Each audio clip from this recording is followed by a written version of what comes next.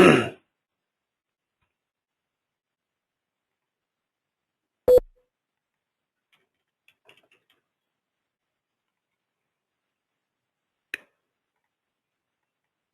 morning, it's Jonathan Barrett with the morning debrief. It's currently the 6th of July and the time is 7:28. Okay. The market slowed down last night, obviously the largest two-week rally in 2 years. Market sort of had to take a bit of a breather. It has on the back of concerns. Moody's downgrades Portugal's debt rating to junk status. And I guess that caused a lot of bit of procrastination, I guess, in terms of direction of equity markets. You know, is everything really that good out there in finance world? Well, I guess if anything there, when you look at it, market has had a very good rally. We have mentioned to people that, look, you can't stand in front of it. The idea is to go with it. First sign of a little bit of correction. It is important too in the States because we're just heading into the earnings reporting season in the States. So the market will be looking for some very positive data from the corporates there to encourage this rally to be sustained. But having said that, we had some very, very good news in the commodity space, which I was really happy with. I think a lot of people understand that we've been long silver for a while and long crude for a while, and that has showed very, very good dividends. Very solid move last night. But before we get into that, let's have a little bit of a snapshot. Oh, just quickly also, we had the ISMN, or we had some manufacturing data out of, I'll just grab this, sorry about this. We had some data out last night in the States, which is worth noting. It was the manufacturing numbers out of America. Now, they were a little bit better than expected, which I thought was an encouraging sign because it did actually give us a sense that things perhaps are relatively positive, I guess, in the States, or getting a little bit of a rebound. And to me, that's why I was, I guess, a little bit more encouraged as to what was happening. I'm just grabbing that data for you now. It should be there. Let's see, sorry about this. Okay, that's the United States ISM non-manufacturing there. That steady at 53.5. There was another bit of data which came out. Factory orders in Germany. That's okay. Factory orders in Germany came out at 9.8. Previous was 7.2. So that wasn't too bad. Sorry about that. Okay, so let's get into the rest of the market. Just have a look at an overview, what the equities did, and then we'll move into the currencies and the commodity space. Things are just a little bit slow here.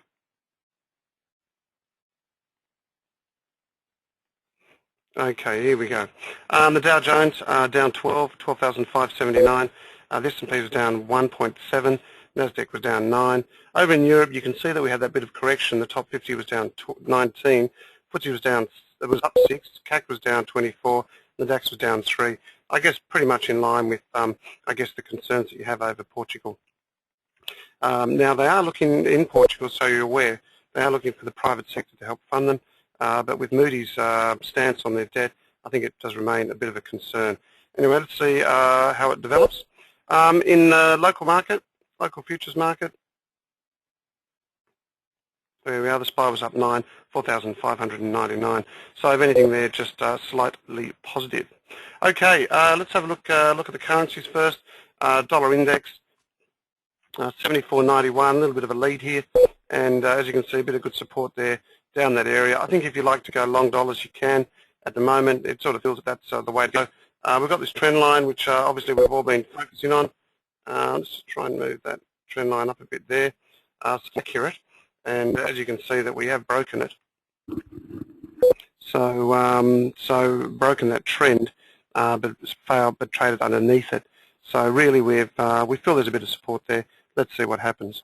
Little Aussie dollar under pressure, 106.93, and if anything here, there's concerns in China that the debt ratings were not that positive.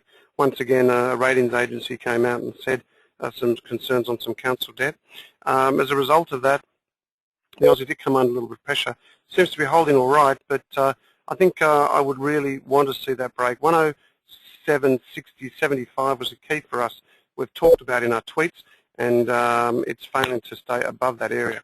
So if anything, there may be due for a little bit of a correction. Dollar yen's one to watch. It's something which it's pretty close to our chest, and as you can see there, it's right on resistance. There is a chance that it breaks through. If that does, then we're going to see a good healthy trend, which should see back to 83.40. So stick with that. We are long there at the moment. Having a quick look at the euro, 1.4423, right on that trend line. Now, if it does break through this level, more consolidation, and we can expect more consolidation. Okay, that's the key. It's broken through the trend on the top. It's going to fail. If that's the case, then it just comes back within that band, and we spend more time going sideways before either goes up or fails and goes down. So keep close on that one. Keep an eye on that dollar index. I think that's the key there. Okay, moving on to commodities, and I think let's have a look at crude. Finally broke out. You can see we've got some trend lines in there all over the place. Finally broke out of that area there. Momentum indicators look good. Probably a test, as we have suggested, a test through to 100, well on the cards. We're long and feeling quite comfortable about it. On gold, gold had a very strong move, and looks like momentum indicators are following that. Would like to see prices continue. We all know we're long silver, 35.40. That consolidation pattern I really enjoy, and as you can see here, momentum is picking up. So we could expect some good numbers, good things out of that silver trade. At the moment, we're quite optimistic that we'll see some good returns. Okay, looking at just the corn and the wheat markets, a little bit of a bounce, which is good. Harvest is pretty much over, so I would expect to see a lift pretty soon. That's the corn market. Wheat, we know we're all long, and I think we're at the lower end of that range, so I would not be surprised to see some pretty good price action. Soybeans, we've still got that warrant. That seems to be going quite nicely. Up already in Cycom, up 8 knot on the overnight market, 8.75 points, and looking forward to that low in place for a move higher. We are out of the trade if we spend some time below 1300. In fact, we've kept our stops in there around about 12.50 for quite some time. I do believe that's the correct place to have them in. Quick movement there, a little bit of talk on rough rice, having a good move to the top side. Just look at that gap there, and that's been quite a large move. We do feel that is on the back of what's happening in Thailand with the change of government, and as a result of that, that's going to be quite an interesting space to watch. 1300, very good support as we know, but as you can see, it's in that band, so chances are it's got a good chance to test the top end of that range again. Okay, let's have a look at the economic calendar. But before we do that, let's have a look at the local market. Local market there, consolidation, breach, breaking the trend, bit more consolidation here. Keep it as long as it stays on this trend line. I'm quite comfortable with it, but obviously you can buy it on the break to new high, 4,650.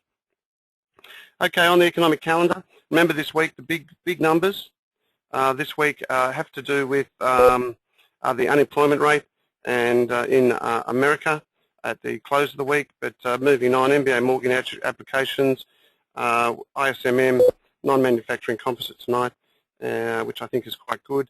ECB, a little bit of data there, so nothing of any note. The key for us at the moment in Australia will be unemployment rate on Thursday, and the market will look to that. Also look to see more rhetoric on the RBA. Obviously we had no rate change as well, and I guess the market's sort of suggesting that we could be in a holding pattern for about several months concerning interest rates.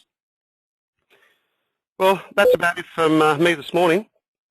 Stick well with the trades, keep tuned to the Twitters, have a look at some of our trade recommendations, and could be in for some fun. We know you know the trades we've got on, and quite happy to stay with them at the moment. Well, that's it for me. Have a great day. Good luck trading. We'll talk to you later. Bye for now.